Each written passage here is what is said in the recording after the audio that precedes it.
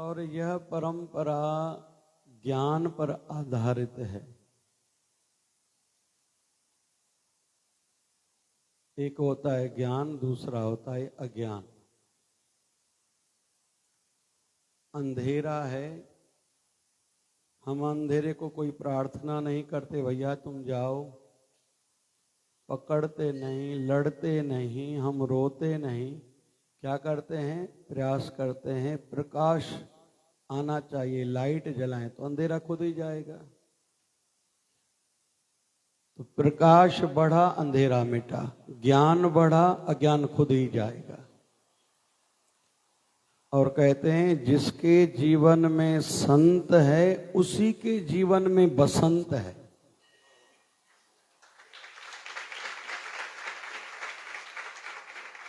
जिसके जीवन में संत हैं उन्हीं के जीवन में बसंत है। जिनके जीवन में संत नहीं उनके तो जीवन का बस अंत ही अंत है। तो हम सबको एक राह मिली है, मार्ग मिली है, साकार रूप में इतने समय तक सानिध्य मिली है, मार्गदर्शन मिला है। अभी थोड़ी देर के सत्संग में लगभग शास्त्रों का सब सार तो आ गया कि सवेरे उठते हमें क्या करना चाहिए, फिर 5 तत्व को ध्यान में रखना चाहिए, 5 तत्व को प्रणाम करना चाहिए, 5 तत्वों से सीखना चाहिए। बड़ा गहरा विषय था ये। अगर श्रीमद् भगवद गीता को लें तो इन्हीं बिंदुओं का विस्तार है। और गीता शब्द के अक्षरों को उल्टा करें ना, क्या होता है? त्याग। क्या होता है? गीता शब्द के अक्षर उल्टे करें तो हो जाता है त्याग।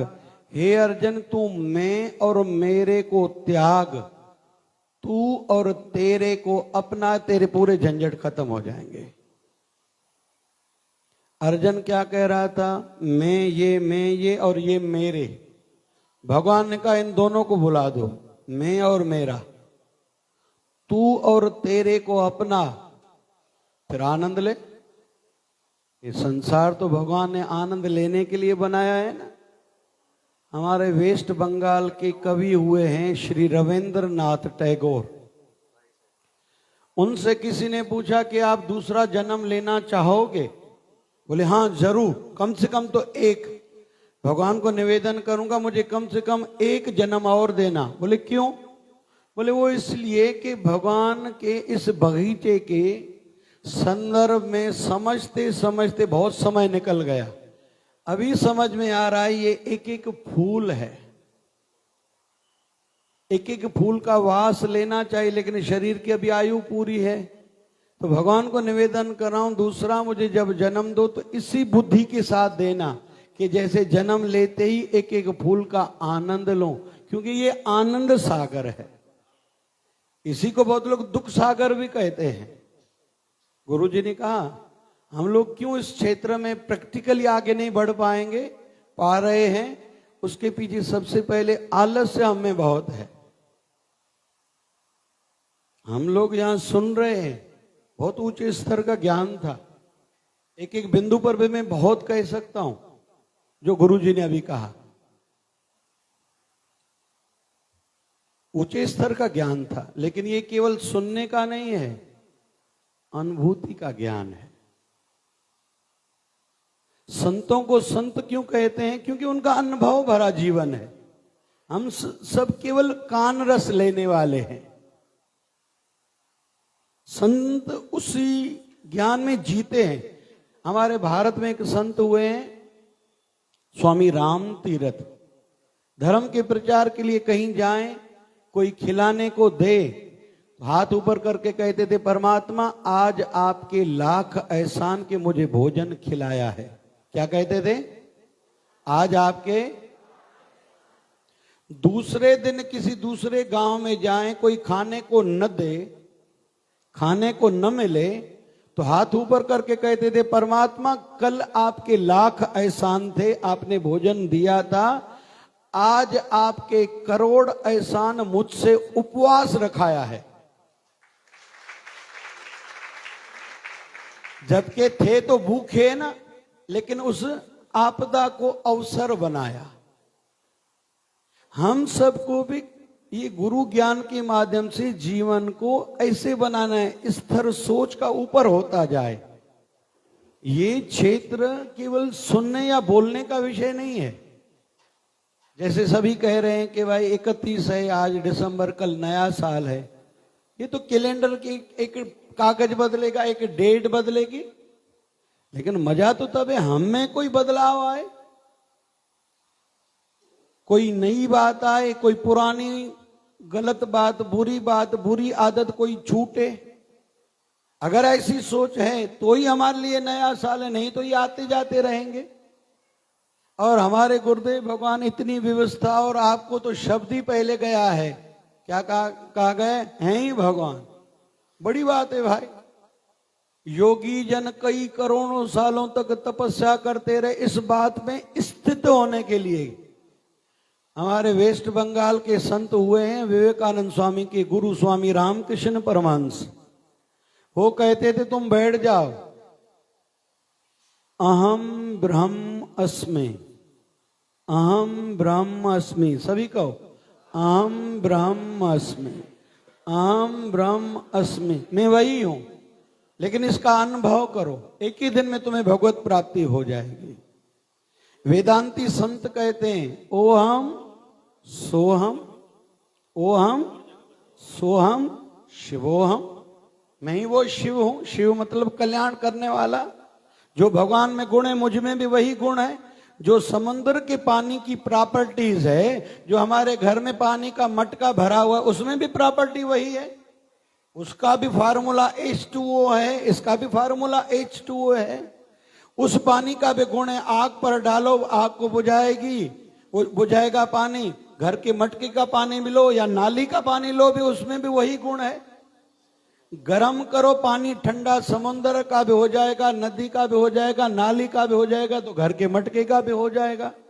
थोड़ा बस अंतर है, नाव चलानी हो तो नदी में या समुद्र में चलाई जा सकती है, नाली में या मटके में नाव नहीं चला सकती। मतलब उधार वो संत करेंगे, हम जल्दी अभी उस अवस्था में नहीं है, हम उधार नहीं कर सकते। लेकिन हाँ ऐसा हो सकता है जैसे कोई एक पानी का गिलास समुद्र में जाके डाले, जिसको बाबा नानक ने कहा है ज्यों जल में जल आए खटाना, त्यों ज्योति संग ज्योति समाना। जिसने पानी में पानी मिला दिया फिर वो अलग नहीं हो सकता, वो पानी फिर सबको उतार सकता है। जो उसमें निराकार में एकाकार हो गया, उसमें ये गुण आ जाते हैं। अभी निराकार रूप में संत हैं साथ में, अभी उनके शरीर के जाने के बाद भी सत्संग हाल बन रहे हैं, लोग सत्संग कर रहे हैं। लेकिन उस अवस्था को पहुंचने के बाद उनके शरीर के मित्र होंगे, कोई कजिन सिस्टर्स होंगी ना जरूर गुरु जी की, उनको कोई ज्यादा ऐसे पूछता होगा, उनके कहने पर दुनिया चलेगी क्या? नहीं भाई, गुरु जी के कहने के लिए वचन आज भी सुन रहे हैं, हमारा मार्गदर्शन हो रहा है। इसलिए हम लोग अनुभूति के मार्ग पर आगे बढ़े। गुरु जी ने कहा ना आलस्य हम में बहुत है, हम हां कहते हैं, सिर हिलाते हैं, सही कह रहे थे, लेकिन वो अनुभूति में नहीं आता। हम यहां से निकलेंगे ना, दिमाग हमारा चतुराई वाला शुरू हो जाएगा। एक टीचर ने बालक से कहा कि भाई आप में से कोई है जो 15 फलों के नाम बताए? तो एक बालक ने कहा मैं बताऊंगा। कहा बताओ। बोले एप्पल, सेब, ऑरेंज, नारंगी। बोले हाँ। बोले पपीता? बोले हाँ। बोले 12 केले। कितने हो गए? कितने हो गए भाई? वो जी शुगर वारा होंदा ने ना, चाय पींदा ने फिकी पर जमू खाईंदा ने लिकी, वो चवंदा ने शुगर कंट्रोल में नथी अचे। वेठा तो कोने ना हिते अहिड़ा आए ना। वो कहते हैं कि एक अम्मा आती थी शिव मंदिर में दीप जलाने के लिए, दूसरी अम्मा आती थी दीप, जोर से कहो ना, भगवान शिव जी का दर्शन किसको हुआ? तो हमें कौन सा बनना है जी? भगवान शिव जी के अगर किसी को दर्शन करने हैं तो हमें कौन सा बनना है? हाँ जी, उसमें विशेषता ये थी कि वो नियम में पक्की थी। दीप जलाने का महत्व है, लेकिन दीप ही जलाने से सब कुछ होगा ऐसा नहीं है। समझना है, ये मार्ग समझ के फिर अपनाने का है। और बड़ी बात ब्यूटी क्या है भगवान की, ध्यान से सुना, बहुत गहरी बात बोलने जा रहा हूं। हमारा तन की एक आयु है, लिमिट है, लेकिन हमारा जो अंतःकरण है ना, जिसको हम चलो आत्मा के शब्द से भी संबोधित करें, वो नष्ट नहीं होता। हम सब में से जिसको भी शरीर का जो भी रोग है, किसी को डायबिटीज है, हार्ट है, मानसिक है, आंखों की बीमारी है, कानों की बीमारी, घुटने की बीमारी बढ़ती जा रही है, इसलिए सत्संग में आजकल चेयर्स रखी जाती हैं। तो ये बीमारी कब तक है? जब तक हमारा ये शरीर है। लेकिन मन की जितनी भी अवस्था है, अच्छी या बुरी, ये शरीर के शांत होने से खत्म नहीं होती। ये दूसरे जन्म में हमारा ये सॉफ्टवेयर यही मिलेगा। जैसे मोबाइल में चिप बदलो तो चिप में जो भी सेव है, मोबाइल भली बाहर का आवरण बदलो, दूसरी मोबाइल में डालो, वही चलेगा जो चिप में भरा हुआ है।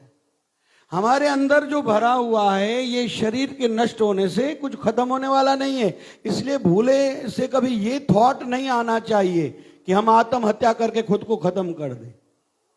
आत्महत्या करेंगे तो प्रेत की योनि में भटकना बढ़ेगा, खत्म नहीं होगा।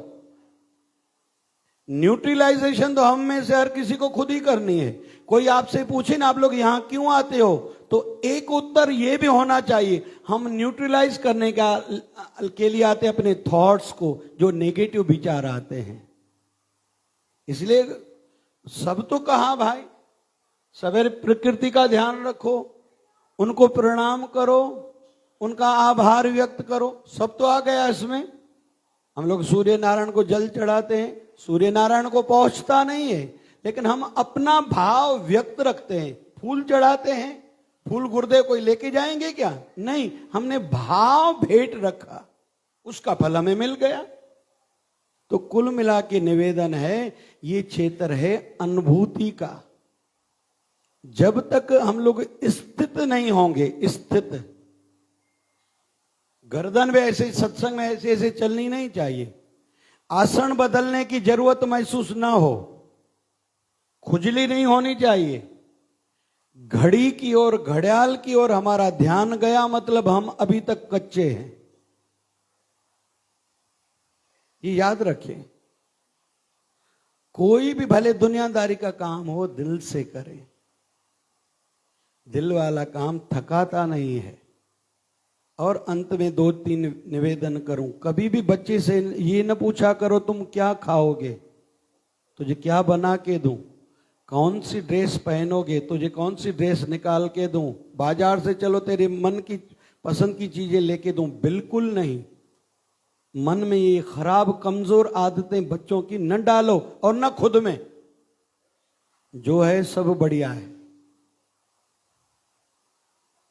तेरे फूलों से भी प्यार तो तेरे कांटों से भी प्यार, तेरे फूलों से भी प्यार तो तेरे कांटों से भी। तू जो भी दे दे सतगुरु, मुझे सब है स्वीकार, मुझे सब है स्वीकार, मुझे सब है स्वीकार। गाओ गाओ, मुझे सब है स्वीकार, मुझे सब है स्वीकार। तेरे फूलों से भी प्यार, तेरे कांटों से भी प्यार। गाओ।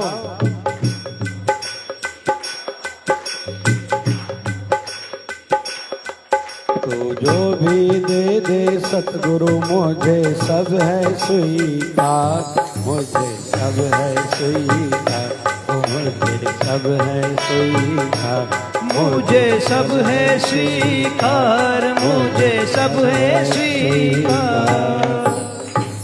ऐसी खुद की आदतें बनाए, जो है बढ़िया, पूरा पूरा आनंद लेना आना चाहिए।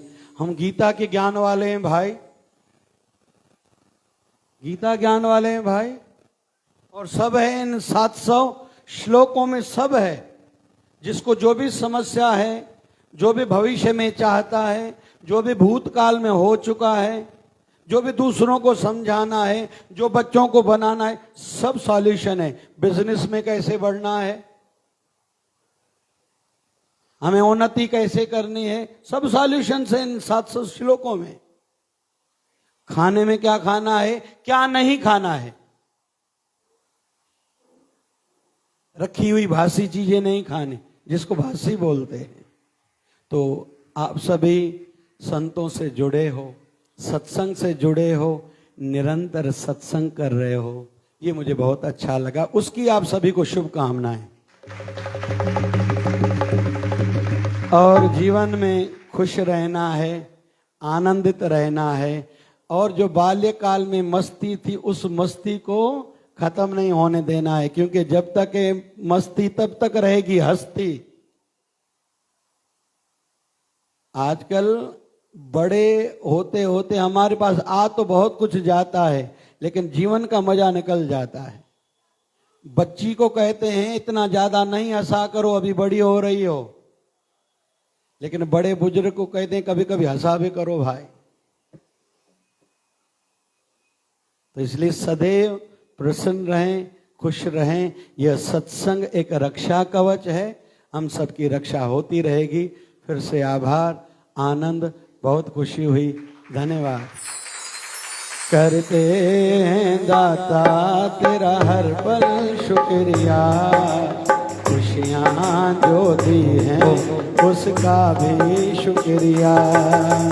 करते हैं दाता तेरा हर पल शुक्रिया, खुशियाँ जो दी हैं उसका भी शुक्रिया।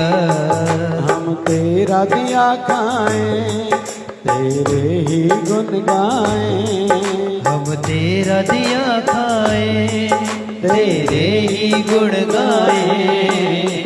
जीवन जो दिया है उसका भी शुक्रिया। बेसो खुशियाँ जो दी हैं उसका भी शुक्रिया। करते हैं दाता शुक्रिया, खुशियाँ जो दी है उसका भी शुक्रिया।